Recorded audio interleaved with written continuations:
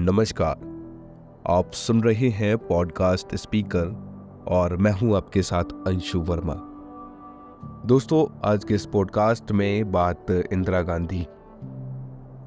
भारतीय राजनीतिक इतिहास में ऐसे कई ऐतिहासिक मौके रहे हैं जिनकी चर्चा आज तक होती है। ऐसा ही एक किस्सा है जब देश की पहली महिला प्रधानमंत्री इंदिरा गांधी के निर्वाचन के खिलाफ इलाहाबाद हाई कोर्ट अपना फैसला सुनाने वाला था। तारीख थी 12 जून 1975। इंदिरा गांधी के सबसे वरिष्ठ निजी सचिव नेवुलड़े कृष्णा अय्यर शेषण घबराए हुए थे। हर तरफ टेलीफोन की घंटियां बज रही थी। यह वही दिन था जब इलाहाबाद हाई कोर्ट के न्यायाधीश जस्टिस जगमोहन लाल सिन्हा अपना फैसला सुनाने वाले थे। यह फैसला उस याचिका पर आने वाला था जिसे राजनारायण ने 1971 के लोकसभा चुनाव में इंदिरा गांधी के निर्वाचन के खिलाफ दाखिल किया था। इस फैसले से पहले कई तरह से जस्टिस जगमोहन लाल सिन्हा को मनाने की कोशिश की गई।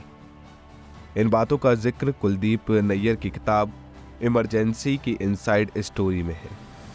कुलदीप नैयर अपनी किताब में लिखते हैं, श्रीमती इंदिरा गांधी के गृह राज्य उत्तर प्रदेश में से एक सांसद इलाहाबाद गए। उन्होंने अनायास ही सिन्हा से पूछ लिया था कि क्या वे 5 लाख रुपए में मान जाएंगे। सिन्हा ने कोई जवाब नहीं दिया।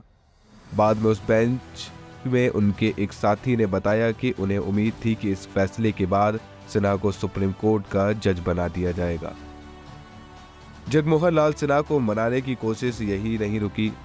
इमरजेंसी की इनसाइड स्टोरी में लिखा है, गृह मंत्रालय में संयुक्त सचिव प्रेम प्रकाश नैयर ने देहरादून में उत्तर प्रदेश हाई कोर्ट के चीफ जस्टिस से मुलाकात की थी और उसने कहा था कि संभव हो तो इस फैसले को टाल दें। चीफ जस्टिस ने अनुरोध को सिन्हा तक पहुंचा दिया। सिन्हा इस बात से इतने नाराज हुए कि उन्होंने कोर्ट के रजिस्ट्रार को फोन घुमाया और कहा कि वो घोषित कर दे कि फैसला 12 जून को सुनाया जाएगा। सब आने वाले फैसले को लेकर परेशान हो गए थे। इंदिरा गांधी के खिलाफ इलाहाबाद हाई कोर्ट ने न्यायाधीश जस्टिस जगमोहन लाल सिन्हा क्या फैसला सुनाने वाले हैं, इसको लेकर कयास लगाए जा रहे थे। कई लोगों का कहना है कि फैसले क्या आने वाला है, इनकी जानकारी 2 लोगों को थी, एक खुद जगमोहन लाल सिन्हा को और दूसरा उनके स्टेनोग्राफर को। इस फैसले को लेकर इंटेलिजेंस ब्यूरो को भी कुछ पता नहीं था।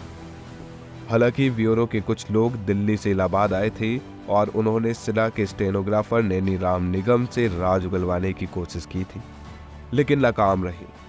कहा जाता है कि 11 जून की रात यानी फैसले से एक रात पहले नेगी राम निगम अपने घर से पत्नी के साथ गायब हो गए।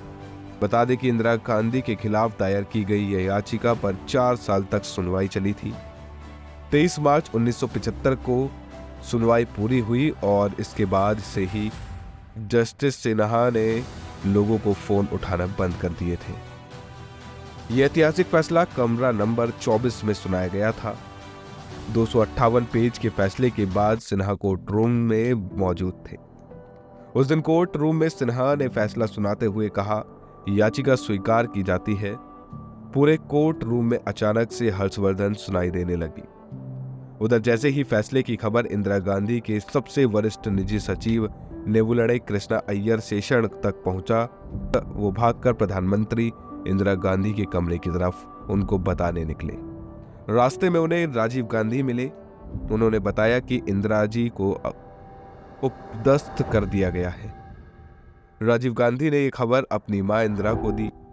हालांकि इंदिरा गांधी के चेहरे के भाव ज्यादा नहीं बदले, लेकिन जब उन्होंने यह खबर सुनी कि उन्हें 6 सालों तक किसी निर्वाचित पद पर बने रहने से भी वंचित कर दिया गया है, तो वो थोड़ी चिंतित दिखी थी।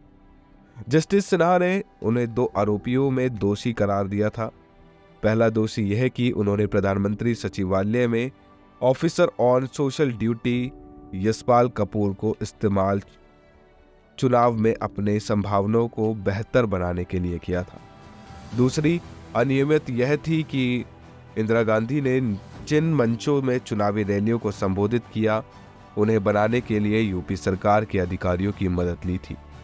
उन अधिकारियों ने ही लाउड स्पीकरों और बिजली का बंदोबस्त किया था।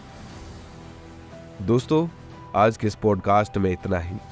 अगर आपको ये पॉडकास्ट पसंद आया हो तो हमारे वीडियोस को लाइक करें और चैनल को सब्सक्राइब करना ना भूलें, ताकि ऐसे ही और पॉडकास्ट आप तक पहुंच सके। धन्यवाद।